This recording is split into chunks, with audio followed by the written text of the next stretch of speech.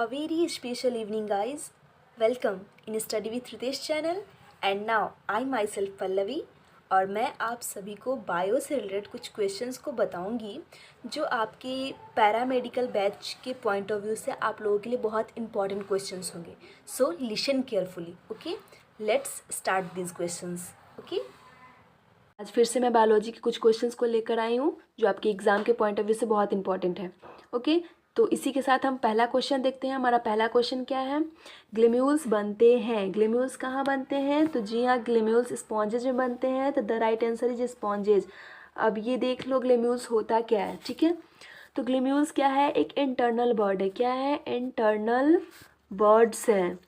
ठीक है, और ये इसमें कौन सा रिप्रोडक्शन होता है? तो ग्लेम्यूल्स स्पॉन्जेज में एसेक्सुअल रिप्रोडक्शन होता है. क्या होता है? एसेक्सुअल रिप्रोडक्शन होता है, जिसे हम हिंदी एसेक्सुअल रिप्रोडक्शन को हिंदी में हम क्या बोलते हैं? अलैंगिक जनन. अलैंगिक जनन.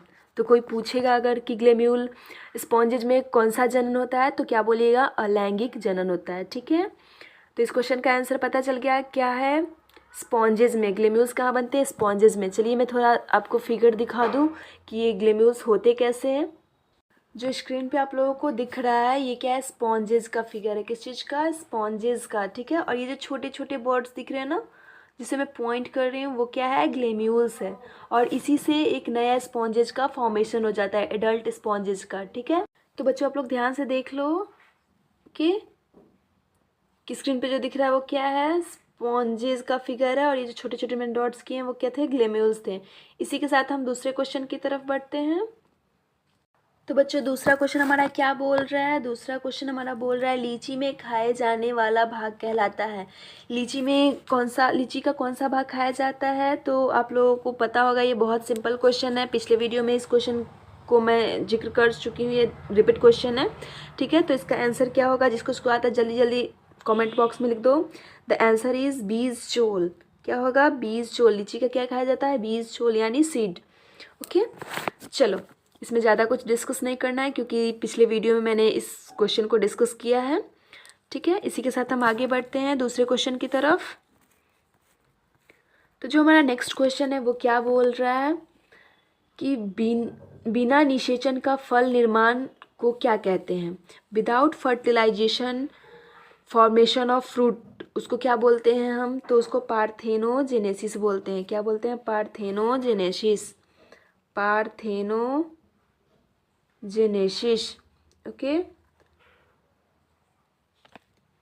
The right answer is parthenogenesis. इस क्वेश्चन के बारे में भी मैं पिछले वीडियो में आपको क्लियर कर चुकी हूँ. ये भी रिपीटेड क्वेश्चन था. ठीक है, इसलिए इसमें ज़्यादा टाइम वेस्ट नहीं करेंगे और हम आगे बढ़ेंगे.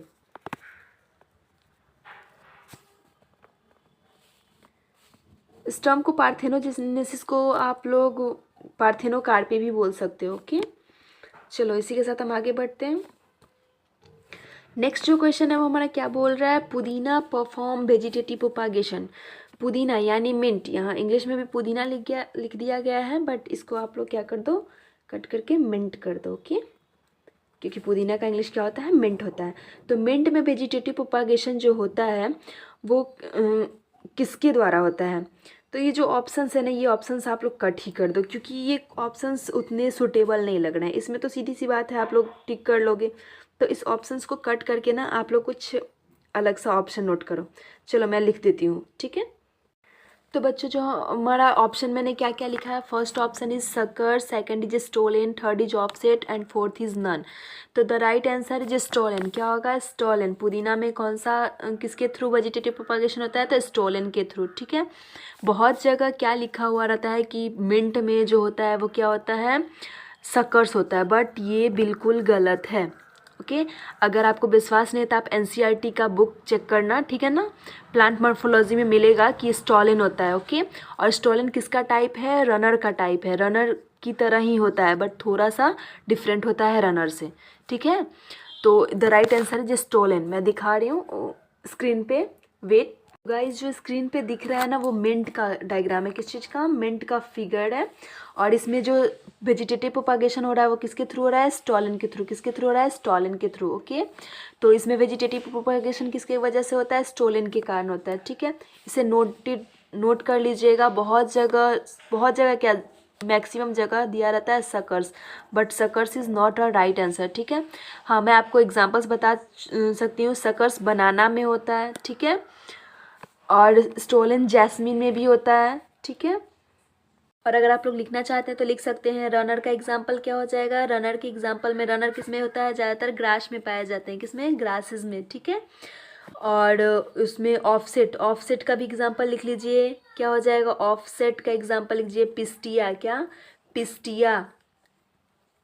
ऑफसेट का एग्जाम्पल पिस्टिया लिख लीजिए। रनर का एग्जाम्पल ग्रास लिख लीजिए। और मिंट शक्कर का एग्जाम्पल लिख लीजिए शक्कर का एग्जाम्पल लिख लीजिए बनाना, ठीक है। शक्कर किस में होता है? बनाना में होता है। और स्टोलन किस में होता है? मिंट में होता है, ठीक है। इसी के साथ हम आगे बढ़ते हैं। बहुत बच्चों को इस क्वेश्चन में कन्फ्यूज़न होगा और इस पे सवाल भी उठेगा, बट आप लोग एनसीईआरटी का बुक चेक करना, ठीक है। इसी के साथ हम दूसरे क्वेश्चन की तरफ चलते हैं। तो जो हमारा नेक्स्ट क्वेश्चन है वो क्या है? The life span of mushroom का लाइफ स्पैन कितना दिन तक होता है, ठीक है। तो आप लोग इसे सीधा नोट कर लो, सीधा याद कर लेना कि 20 ईयर्स तक होता है, ठीक है। लाइफ स्पैन ऑफ मशरूम कितना दिन है? 20 ईयर्स तक से आप लोग याद कर लेना, ओके। इसमें कुछ समझाने वाला नहीं है। चलो दूसरे क्वेश्चन की तरफ चलते हैं हम। नेक्स्ट क्वेश्चन क्या बोल रहा है हमारा? साख। द शायन इज प्लेस्ड, क्या है? The scion is placed on stock on whom will the fruit of tree so grafted depend.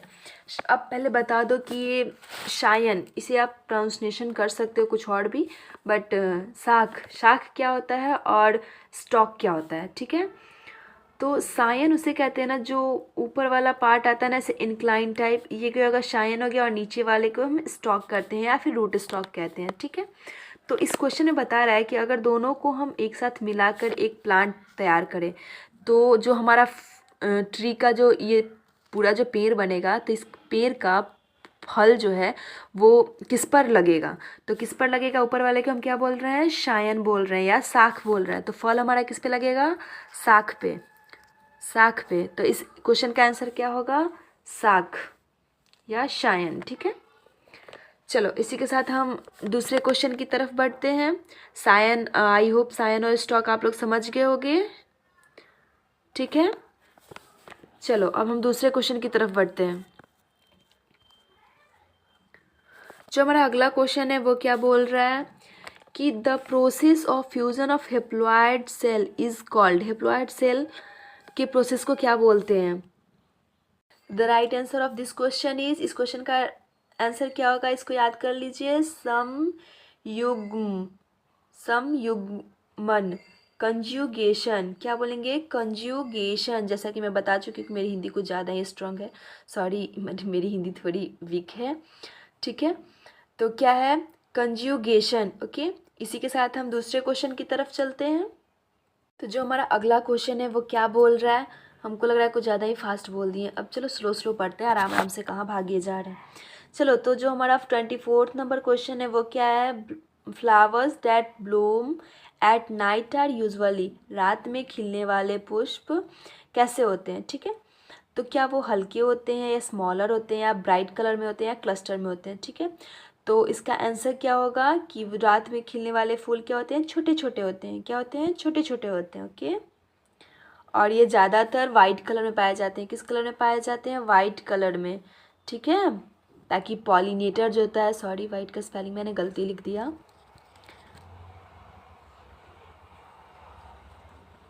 ये हुआ राइट स्पेलिंग, ठीक है ना। तो ज़्यादातर किस कलर में पाए जाते हैं? वाइट कलर में। ये नोट कर लीजिएगा कि रात में जो फूल खिलते हैं वो ज़्यादातर वाइट कलर में पाए जाते हैं, ठीक है, ताकि पॉलिनेटर्स को ना अच्छे से दिख जाए, ठीक। चलो इसी के साथ हम अगले क्वेश्चन की तरफ बढ़ते हैं। तो बच्चों हमारा अगला क्वेश्चन क्या बोल रहा है कि बाईसेक्सुअल एनिमल किसे कहते हैं, या फिर इन चारों ऑप्शन में से कौन ऐसा है जो बाईसेक्सुअल एनिमल है, ठीक है। इन चारों में से उभयलिंगी प्राणी कौन है, ठीक है। तो उभयलिंगी होता क्या है ये पहले आप लोग समझ लो। तो उभयलिंगी मतलब क्या हुआ कि जिस ऑर्गेनिज्म में मेल मतलब पुरुष जनन अंग और स्त्री जनन अंग एक ही ऑर्गेनिज्म में पाया जाता है, एक ही बॉडी में पाया जाता है, उसे हम क्या बोलेंगे? उभयलिंगी प्राणी। ठीक है, एक ही प्राणी में पाया जाता है, उसे हम क्या बोलेंगे? उभयलिंगी प्राणी। अब उसे इंग्लिश में हम कैसे कन्वर्ट करते हैं कि मेल गैमेट, क्या बोलते हैं? Male reproductive organ. Male reproductive organ और फीमेल रिप्रोडक्टिव ऑर्गेन किस में पाया जाता है? सेम ऑर्गेनिज्म में। किस में? सेम ऑर्गेनिज्म में। उसे हम क्या बोलेंगे? Bisexual animal. ठीक है, तो इसका एग्जाम्पल क्या होगा? तो क्या चिकन में दोनों मेल और फीमेल और रिप्रोडक्टिव ऑर्गन पाया जाता है? तो बिल्कुल नहीं, स्नेक में भी नहीं। तो इसका आंसर और सी तो होगा ही नहीं।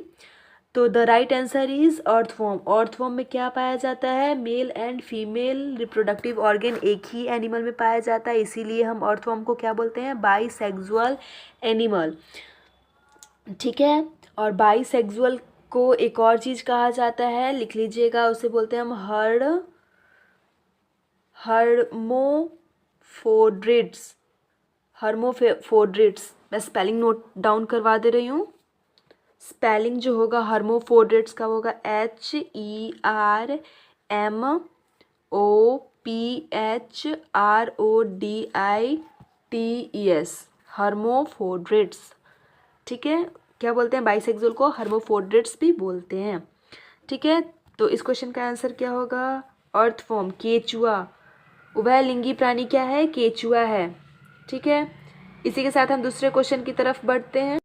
चलो बच्चों, तो हमारा अगला जो क्वेश्चन है वो क्या बोल रहा है? दूसरा क्वेश्चन क्या बोल रहा है कि which of the following is diploid structure. Okay, अगला क्वेश्चन क्या बोल रहा है? द्विगुणित संरचना, निम्न में से कौन द्विगुणित संरचना है? ठीक है, तो इसका आंसर क्या होगा? कल पिछले वीडियो में मैंने बताया था कि जो एग है, अंडाणु है, वो क्या होता है? हैप्लॉयड होता है, एन होता है। ठीक है, शुक्राणु भी क्या होता है? एन होता है, वो भी हैप्लॉयड होता है। लेकिन जायगोट क्या होता है? 2n होता है, ये क्या होता है? डिप्लॉयड होता है। ठीक है, द्विगुणित संरचना होता है इसका। क्या होता है? तो द राइट आंसर इज द्विगुणित संरचना यानी जायगोट। ओके, सॉरी, द्विगुणित संरचना यानी डिप्लॉयड स्ट्रक्चर किसका होता है? जायगोट का होता है। ठीक है, इसीलिए मैं इसको ज़्यादा क्लियरफाई नहीं कर रही हूँ कि अब डिप्लॉयड किसे कहते हैं। मैं पिछले वीडियो में बता चुकी हूँ। ठीक है, तो इसमें हम ज़्यादा टाइम वेस्ट नहीं करते हैं और इसी के साथ हम आगे बढ़ते हैं दूसरे क्वेश्चन की तरफ। देखते हैं दूसरा क्वेश्चन क्या बोल रहा है। ठीक है, चलो, जो हमारा नेक्स्ट क्वेश्चन है वो क्या बोल रहा है? आप लोग भी बच्चों की क्वेश्चन जैसे कि स्क्रीन पे दिखता है ना, तो आप लोग भी पढ़ा करो।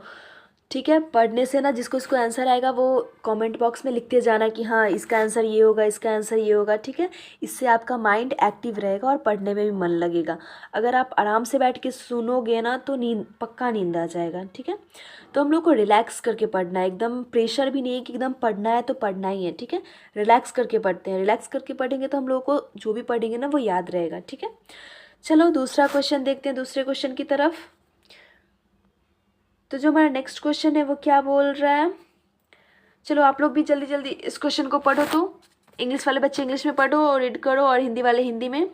तो जो हमारा नेक्स्ट क्वेश्चन क्या बोल रहा है? The period between birth and natural death is called. ठीक है, जन्म से लेकर प्राकृतिक मृत्यु के बीच की अवस्था को कहते हैं। क्या कहते हैं उस अवस्था को? आप लोग ये छोटे से पढ़ते आ रहे हो, ये मैं नहीं बताने वाली, ये आप लोगों को खुद से करना है। जल्दी जल्दी लिखो, कमेंट में लिखो क्वेश्चन का आंसर क्या होगा। तो इसका आंसर क्या होगा? लाइफ स्पैन, यानी जिसे हम बोलते हैं जीवन काल। जैसे ये क्या हुआ? ये मैंने जो बनाया है ये क्या हुआ? ये आपका स्टार्टिंग हुआ बर्थ, और ये आपका लास्ट डेथ हो गया। ठीक है, यहाँ से स्टार्ट हुआ, यहाँ पे ख़त्म। इसको हम क्या बोलेंगे? लाइफ स्पैन, या हिंदी में क्या बोलेंगे हम? जीवन काल। ठीक है बच्चों, चलो मैं थोड़ा धीरे धीरे पढ़ती हूँ ना, तो आप लोगों को लगता है कि इतना धीरे धीरे पढ़ना है, इसलिए चलो फास्ट करते हैं। ठीक है, दूसरे क्वेश्चन की तरफ बढ़ते हैं। वो क्वेश्चन तो सिर्फ याद कर लेना था, याद कर लो। ओके, तो जो हमारा नेक्स्ट क्वेश्चन है वो क्या है? चलो नेक्स्ट क्वेश्चन को रीड करते हैं। The formation of whole body, the formation of whole body of a small part या पीसेज इज कॉल्ड। एक पूरे बॉडी का निर्माण किससे हो रहा है? एक बॉडी के छोटे से पार्ट से। तो उस प्रोसेस को हम क्या बोलेंगे? तो क्या बोलेंगे? जिसको जिसको पता है जल्दी जल्दी से आंसर लिखो। इसका आंसर दिया हुआ है, सीधा इसका आंसर दिया हुआ, आप लोग चीटिंग कर लिए होगे पक्का। इसका आंसर दिया हुआ है ना, क्या लिखा हुआ है? ए। ओके, का आप लोग चीटिंग करके लिख लिए होगे इसका कमेंट में आंसर कि हाँ आंसर तो ए होगा, दिया हुआ है सामने स्क्रीन पे दिख रहा है। तो आंसर क्या होगा? मॉर्फोलैक्सिस। क्या होगा? मॉर्फोलैक्सिस। मॉर्फोलैक्सिस क्या होता है कि ये बॉडी के एक छोटे पार्ट से एक पूरा होल बॉडी बन जाता है। ठीक है, चलो मैं बताती हूँ एक डायग्राम के हेल्प से। ठीक है, ज़्यादातर ये प्लेनेरिया में होता है, हाइड्रा में होता है। ठीक है, चलो इसको हम लोग फिगर के साथ देखते हैं। देखो बच्चों, मैंने स्क्रीन पे जो डायग्राम बनाया उसे क्या बोलते हैं? हम प्लेनेरिया बोलते हैं। ठीक है, इस प्लेनेरिया को मैंने क्या किया है? बीच से कट कर दिया। ठीक है, तो ये दो ऐसा बन जाएगा। चलो बनाते हैं इसे ऐसे। ये बीच में फ्लैट हो जाता है, फिर इसका बैक साइड नैरो हो जाता है। सॉरी, ये तो मैंने फिर से बना दिया। इसे इतना ही बनाना था। ठीक है, क्योंकि हमने तो इसको कट कर दिया ना बीच से, तो ये दो पार्ट में डिवाइड हो गया। एक ऐसा पार्ट हो गया और दूसरा हमारा कैसा पार्ट हो गया? ऐसा पार्ट हो गया। ठीक है, तो इससे भी एक नया प्लेन एरिया बन जाएगा, इससे भी एक नया प्लेन एरिया बन जाएगा। तो उसी प्रोसेस को क्या बोलते हैं हम? मॉर्फोलैक्सिस। क्या बोलते हैं? मॉर्फोलैक्सिस। चलो तो हम दूसरा प्लेन एरिया बनाकर बता दे रहे हैं।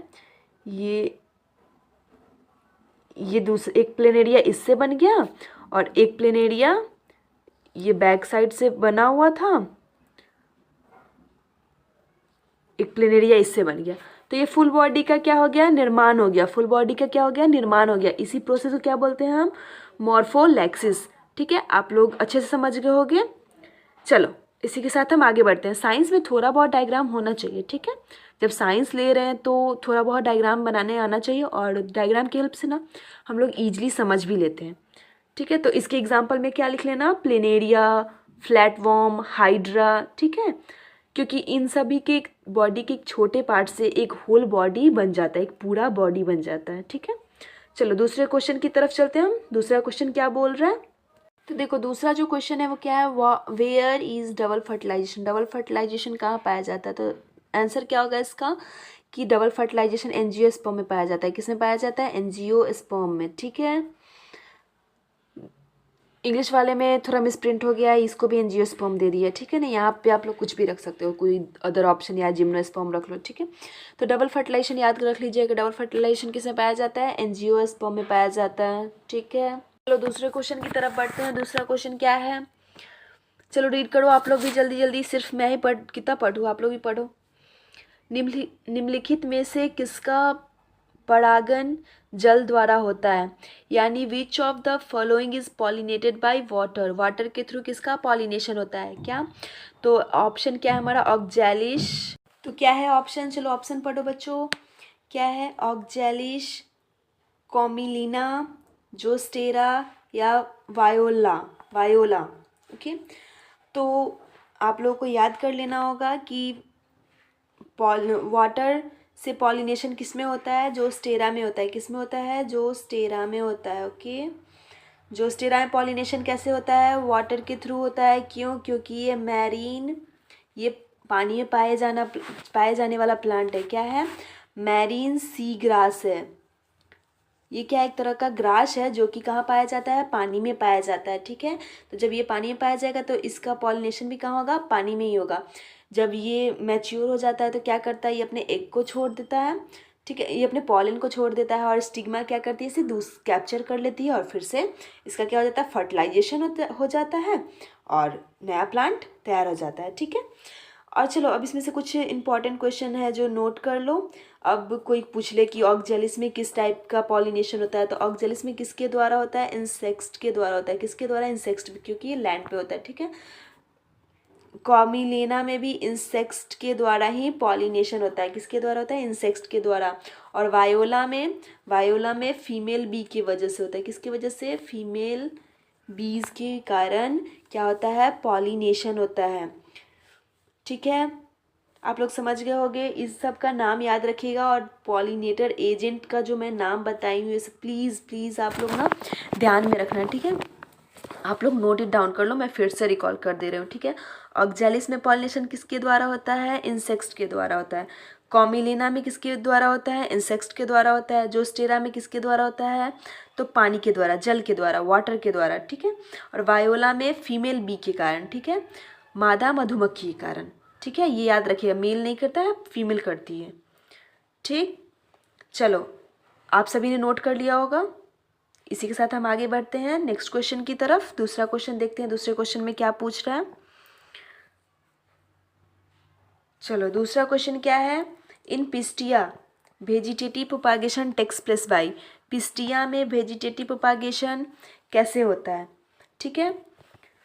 पिस्टिया का पहले मैं आपको फिगर दिखाती हूँ, ठीक है, फिर बताती हूँ कि कैसे होता है। बच्चों जो स्क्रीन पे दिख रहा है ना, वो क्या है, पिस्टिया का फिगर है। किस चीज़ का है, पिस्टिया का।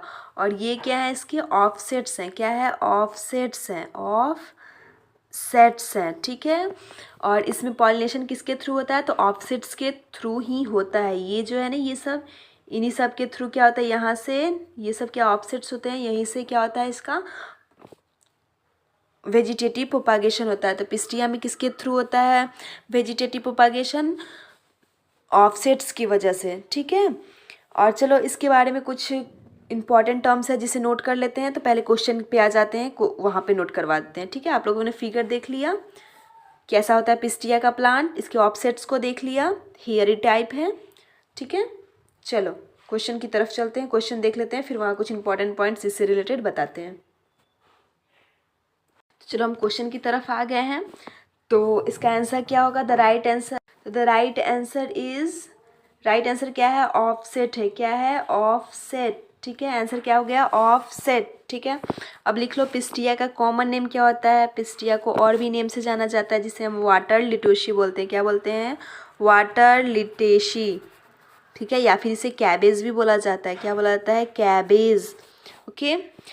ये एक्वाटिक प्लांट है, क्या है, एक्वाटिक प्लांट है। लिख लेना बच्चों, क्या है, एक्वाटिक प्लांट है। वेजिटेटिव प्रोपगेशन आप लोगों को पता होगा ही कि क्या होता है, मैं बहुत बार इसको डिस्क्राइब कर चुकी हूँ, ठीक है। और ऑफसेट क्या होता है, ऑफसेट होता है ना सब एरियल मॉडिफाइड स्टेम, ठीक है ना। स्टेम जैसे कि मैंने जो फिगर बताया था कि उसमें जो ऑफसेट्स होते हैं, ऐसे ऐसे जो ऑफसेट्स होते हैं, तो जो दूसरा पिस्टिया बनता है ना, तो इसी ऑफसेट्स में से एक चला जाता है और दूसरे पिस्टिया का निर्माण कर देता है, ठीक है। तो ये क्या हो गया, आपका मॉडिफाइड हो गया, क्योंकि ये पेरेंट्स से बना है, तो ये किसमें, इसमें थोड़ी सी सुधार हो जाती है और ये मॉडिफाइड स्टेम हो जाता है। क्या होता है, मॉडिफाइड स्टेम। तो ऑफसेट, ऑफसेट किसे बोलते हैं, ऑफसेट मॉडिफाइड स्टेम को बोलते हैं, ठीक है। एक पॉइंट में अगर नोट किया जाए कि आखिर ऑफसेट कहते किसे हैं, तो मॉडिफाइड स्टेम को हम ऑफसेट बोलते हैं, ठीक है। इसका स्टोलन का मैं एग्जांपल पीछे बता चुकी हूँ, रनर का भी बता चुकी हूँ, सकस का भी बता चुकी हूँ, इसलिए अब मैं दोबारा नहीं बताऊँगी, ठीक है। चलो आप लोग रिकॉल किया करो और नोट डाउन किया करो। चलो इसी के साथ हम दूसरे क्वेश्चन की तरफ चलते हैं। दूसरा क्वेश्चन क्या बोल रहा है, दूसरा क्वेश्चन क्या बोल रहा है, जल्दी जल्दी रीड करो सब, तुम लोग भी पढ़ो, मैं भी पढ़ती हूँ। क्वेश्चन रीड करते हैं। The number of chromosome in myocytes of the house fly. House fly का हमसे क्या पूछ रहा है, क्रोमोसोम नंबर पूछ रहा है, ठीक है। सबसे पहले हम क्या बोलेंगे, आखिर क्रोमोसोम होता क्या है, क्रोमोसोम होता क्या है, ठीक है। तो क्रोमोसोम मैं इसको डिफाइन करती हूँ कि क्रोमोसोम क्या है। क्रोमोसोम जो एक वर्ड है, ये क्या है, a part of cell in living thing that decide the sex, character and shape etcetera, ठीक है। अगर हिंदी वाले बच्चों को मतलब इसे समझा सकते हैं ऐसे कि सजीवों की कोशिका का वह अंश है जिससे मनुष्य, पशु और पौधे की क्या निर्धारित की जाती है, उसकी लिंग, उसका लक्षण, उसकी आकृति। मतलब इसके द्वारा हम किसी पौधे, किसी मनुष्य या फिर किसी मनुष्य, पशु का क्या करते हैं, हम क्या निर्धारित करते हैं, उसका लिंग क्या है, ठीक है। उसमें क्या क्या लक्षण है, ठीक है ना, उसकी आकृति कैसी है। तो क्रोमोसोम से हम ये क्या करते हैं, डिसाइड करते हैं, यानी निर्धारित करते हैं, ठीक है। तो हाउस फ्लाई घरेलू मक्खी की क्रोमोसोम नंबर कितना होता है, तो आप लोग नोट कर लेना, इसका क्रोमोसोम नंबर कितना होता है, 12 होता है। कितना होता है, 12, ठीक है। इसको याद कर लो, ठीक है, इसको याद कर लेना कि घरेलू मक्खी की क्रोमोसोम नंबर कितनी होती है, 12। तो राइट आंसर क्या होगा, 12, ठीक है। चलो इसी के साथ हम अगला क्वेश्चन की तरफ बढ़ते हैं। दूसरा क्वेश्चन देखते हैं क्या दिया हुआ। दूसरा क्वेश्चन दे रहा है हमारा नेक्स्ट क्वेश्चन है वो क्या बोल रहा है, पढ़ो आप लोग भी। विच of the following animal has ओवो differentiation. ओवो differentiation, निम्नलिखित में से किस प्राणी में ओवो विविपेरेटी होता है। ठीक है, तो इसका आंसर क्या होगा, आप लोग जल्दी से कमेंट में लिखो कि इसका आंसर क्या हो सकता है। तो इसका आंसर क्या होगा, रेटल स्नेक। क्या हो जाएगा, रेटल स्नेक। आप लोग याद कर लेना कि किस में पाया जाता है ओवो डिफ्रेंशिएशन, रेटल स्नेक में। ओके गाइस, आई होप आज की क्लास अच्छा लगा होगा। आज के लिए इतना ही, नेक्स्ट क्लास में कुछ इंटरेस्टिंग क्वेश्चन के साथ मिलेंगे। तब तक के लिए bye bye. Okay, thank you guys, and please comment आप लोग करते रहना, ठीक है, और बी एक्टिव होकर पढ़ना।